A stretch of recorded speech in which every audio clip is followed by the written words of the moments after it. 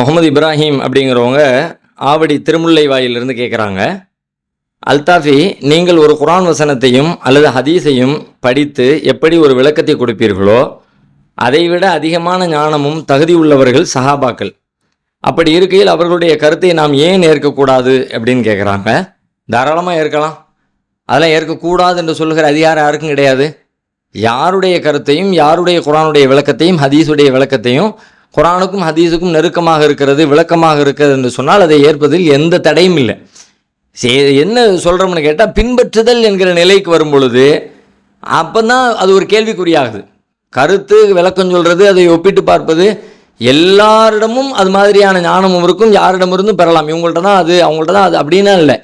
அது சஹாபாக்கள் ரசூலுல்லாஹ்வோட நெருங்கி இருந்தவங்க, அவங்களிடமிருந்து கூடுதலான தகவல் கிடைப்பதற்கான வாய்ப்பு அதிகமே இருக்கிறது, அதை நம்ம மறுக்கவே இல்லை. ஆனால் பின்பற்றுதல் என்ற இடையில வைக்காதீங்க. அது அல்லாஹ்வும் ரசூலும் மட்டும்தான். அல்லாஹ் ரசூலை தான் ஃபாலோ பண்ணுறேன், அதை பின்பற்றுவதற்கு ஹெல்ப் பண்ணுறாங்கன்னு சொல்லுங்கள். என்ன இந்த வசனத்தை புரிஞ்சுக்கிறதுக்கு எனக்கு உதவி செய்கிறாங்கன்னு சொல்லி சொல்லுங்கள். இந்த ஹதீஸை இப்படி விளங்கிக்கிறதுக்கான ஒரு நல்ல விளக்கம் இருக்குது, இதுதான் மற்ற யாருடைய விளக்கத்தை விட குர்ஆனுக்கு நெருக்கமாக இருக்கிறது அப்படின்னு சொல்லுங்கள். அது அந்த வகையில் அது ஏற்புடையது.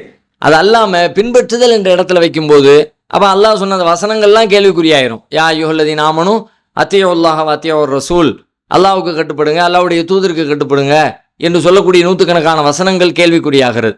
வேற எதையும் ஃபாலோ பண்ணி நீங்கள் உங்களுடைய அமல்களை வலா துபுத்திலு அமாலக்கும், உங்களுடைய அமல்களை நீங்கள் வீணாக்கிக்காதீங்க என்று சொல்லக்கூடிய வசனங்கள் எல்லாம் கேள்விக்குறியாக மாறி போய்விடும். அவ்வளோதான் நம்ம சொல்லுகிற செய்தி. அதனால் குர்ஆன் ஹதீஸுக்கு நெருக்கமான ஒரு விளக்கத்தை யாரிடமிருந்தும் ஏற்கலாம் என்று சொல்லுகிற பொழுது நபித்தோழர்களிடமிருந்து ஏற்பதில் எந்த தவறும் எந்த பிழையும் இல்லை, தாராளமாக ஏற்கலாம். அதை விட சிறந்த கருத்து பின்னாடியும் வரலாம், அப்படியும் இருக்கிறது. அங்கே தான் சிறப்பு, மற்றது சிறப்பு இல்லை, மற்ற கருத்தை அப்படியும் பொருள் இல்லை. உதாரணமாக நபி ஸல்லல்லாஹு அலைஹி வஸல்லம் இறுதி பேருரையில் சொன்னாங்கல்ல, ஃபல்யு பல்லிகு ஷாஹிதுல் காயிப், இங்கே வந்திருக்கிறவங்க வராதவங்களுக்கு இந்த செய்தியை கொண்டு போய் சேர்த்துருங்க.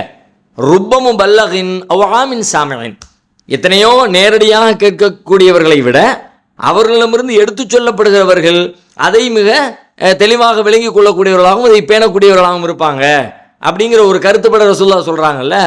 அப்போ ரசூலுல்லாஹ்விடம் நேரடியாக கேட்டவங்களை விட சில செய்திகள், சில வசனங்கள் காலமும் சூழலுமே தான் விளக்கத்தை தரும். அந்தந்த காலத்தினுடைய கண்டுபிடிப்புகள் வழியாக அது மக்களுக்கு வெளிப்படுத்தப்படும். அப்போ அப்படியான ஒரு விளக்கம் பிற்காலத்தில் வருமா?